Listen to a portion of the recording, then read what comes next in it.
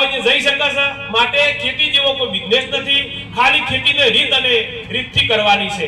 આજે સાહેબે કહ્યું કે પ્રાકૃતિક ખેતી ઉપર જો ઝેર મુક્ત બનો, મોબાઈલની યુગ છે, તમે પણ તમારા પાસે જે ધાન્ય પાકો થાય છે એનું સ્ટેટસ લગાવો, સ્ટોરી લગાવો। લોકોને કોઈને કેન્સર કરવું નથી, કોઈને ડાયાબિટીસ થવાનું, બધાને સારું ખાવું છે, કોઈ ગરીબ નહીં।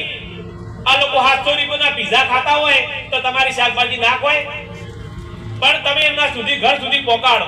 જેમ કે જીઓ વાળાએ પેલા 3 મહિના ફ્રીમાં આપ્યું, પછી 150 કર્યા, પછી 300 કર્યા, એમ તમારે પણ ઘરે જઈ જઈને ફ્રીમાં આપવું પડશે। લોકોને તમારી આઈટમનો ટેસ્ટ આપવો પડશે, તો લોકો ખાતા થશે।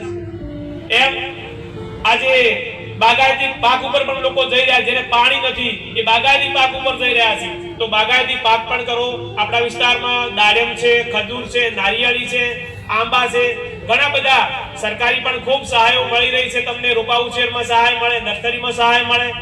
સરકારનો દરેક યોજનાનો લાભ લ્યો। સરકાર આટલા બધા ખર્ચા કરે છે તો એનો દરેક યોજનાનો લાભ લ્યો। અને ખેડૂતો ઘરે બેઠા કોઈ આપવા નહીં આવે, તમારે જાગવું પડશે સાહેબ। જાગી અને દરેક આવા મેળાઓ થતા હોય ત્યાં જવાનું, અને બની શકે તો સજોડે જાઓ, પતિ પત્ની બંને જાઓ। ગંડીની કહેવત હતી કે ફરે સરે ને બોજુ ઘૂસી મરે। તમારે બીજ જોઈ ભરી હોય ને ભરો, પૂનમ જોઈ ભરી હોય ને ભરો, પણ અમાવા સારા ખેડૂતના ઘેર ભરો। સારા ખેડૂતના ઘેર એક મહિનામાં મુલાકાત લેવા જવાનું। આપણા વિસ્તારમાં ઘણા લોકો એવા છે કે 50 લાખ ઉપરનું વર્ષે દૂધ ભરાવે છે, 50 લાખ ઉપરની વર્ષે શાકભાજી વેચે છે। એટલે એવા લોકોની મુલાકાત લો તમે, કંઈક નવું શીખશો તમે। અને પાડોશીથી સાચી માહિતી સોની મત રાખજો। પાડોશીને સાચી માહિતી શેર કરો, ડબલા હંતાડવાનું બંધ કરો। અમુક લોકો તો પાડોશીને ભાળીને બાટલી બાળી નાખતા હોય છે। હું ઘણીવાર કહું છું, પાડોશી પણ પત્ની ભગવાન ના દેખો તો જે ગોતવા નહીં, મંદિરમાં જવાનો કોઈ મતલબ નથી। પાડોશી એ જ પરમેશ્વર છે। જો અમે આજે 7 લાખ લોકોને સમજાઈ રહ્યા છે, શું શાકભાજીના ભાવ ઘટી ગયા? કઈ ઘટતા નથી।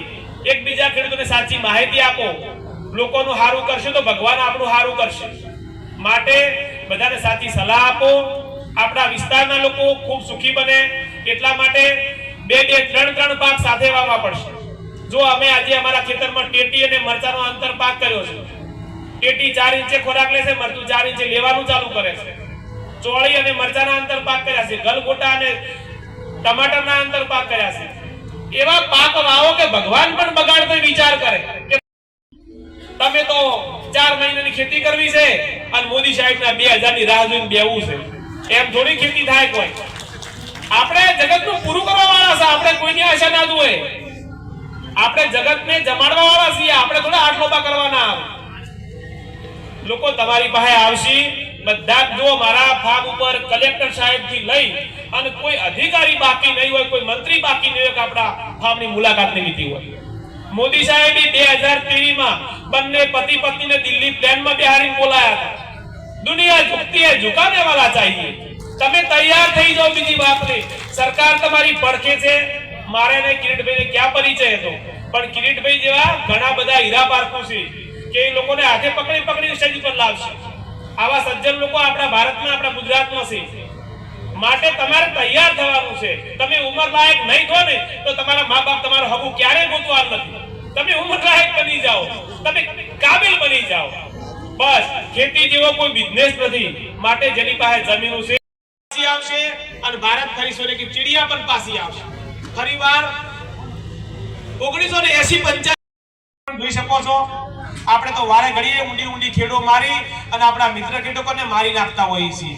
માટે તમારા છોકરા હારું પૈસા નહીં મૂકીને જો તો ચાલશે, પણ સારી જમીનો મૂકીને જજો। બંજર જમીનો ના બનાવતા, તમારી આવકના લોહમાં વધારે પડતા કેમિકલ મત નાખજો, વધારે પડતા ખાતર મત નાખજો। તમારા છોકરાઓ માટે સારી જમીન મૂકીને જજો।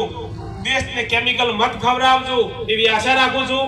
આપ સૌએ હૃદયથી સાંભળ્યા બદલ આપના ચરણોમાં કોટીવાર વંદન। જય જવાન, જય કિસાન।